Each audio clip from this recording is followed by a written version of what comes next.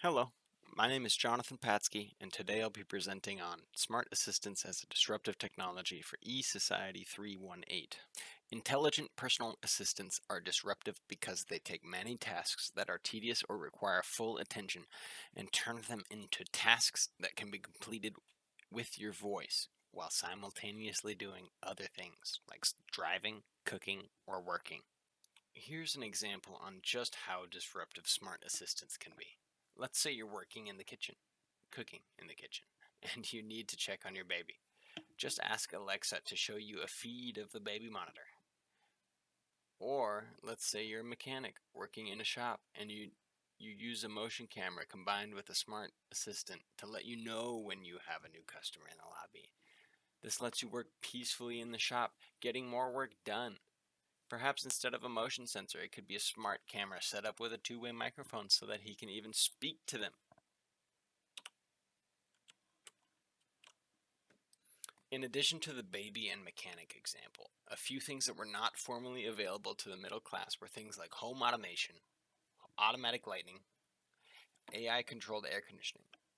For example, I'm on vacation in Idaho right now, and on the flight up here, my father turned on the heat in the cabin so that it wouldn't be so frosty cold when we arrived. Back when the cabin was built, this wasn't really possible.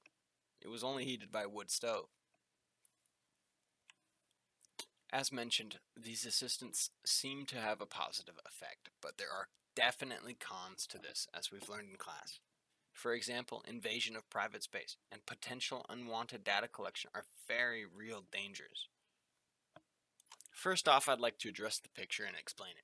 It's a chart that displays how long the effects of mental distraction last after a voice command in your car or on your phone is used while driving. This is important because the text on the slide indicates less distraction during driving when using voice commands.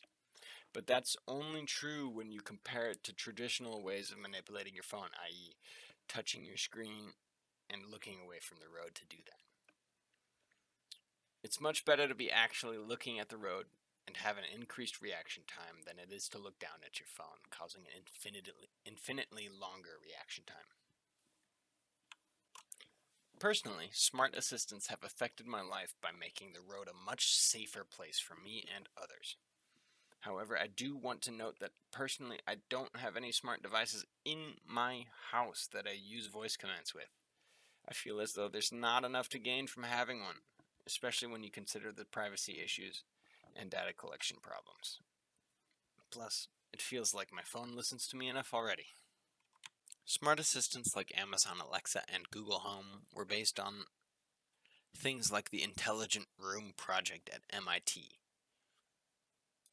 Just like Amazon Alexa today or Google Home, voice commands could be used while in the Intelligent Room to play music, move blinds, or ask general purpose questions such as, "What's the weather?" Alexa embodies the perfect assistant: smart, humble, and helpful. In the design process, Tony Reed and her colleagues were inspired by the computer that drove the Enterprise on Star Trek. These assistants change the way people order groceries, check the weather and news, or even catch up with old friends. Externally, this gives off a very positive image of the technology. However, as it matures, we find out more about what it actually does. For example, smart assistant devices like Alexa and Google Home can potentially be used to listen to what's going on around them, even when they're not directly being spoken to.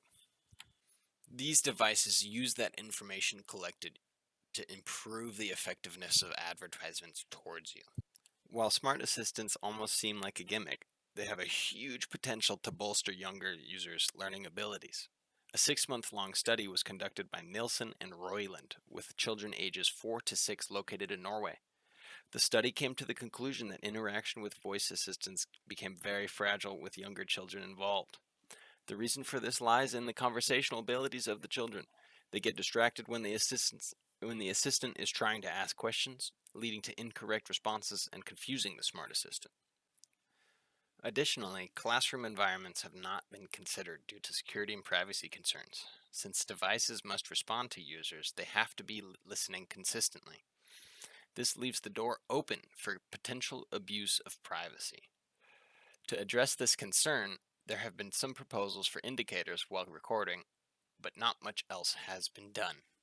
Specifically, the recent use of this technology in university learning contexts has been associated with very good results and levels of acceptance, specifically among students with special education needs such as visual issues, auditory processing issues, and memory-related issues.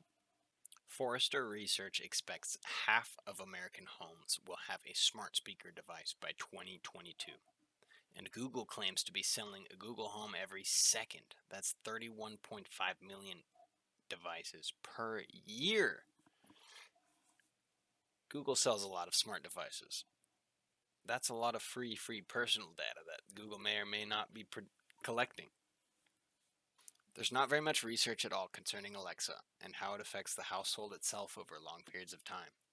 Analyzation of online reviews of the Amazon Echo finds that people have made emotional connections to the smart assistant, and judging by that, they may become more closely intertwined with our family lives in the future.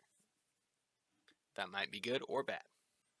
This chart displays the percentage of total number of voice commands used when speaking to a smart assistant. To finish up this presentation, I have a question or two for you.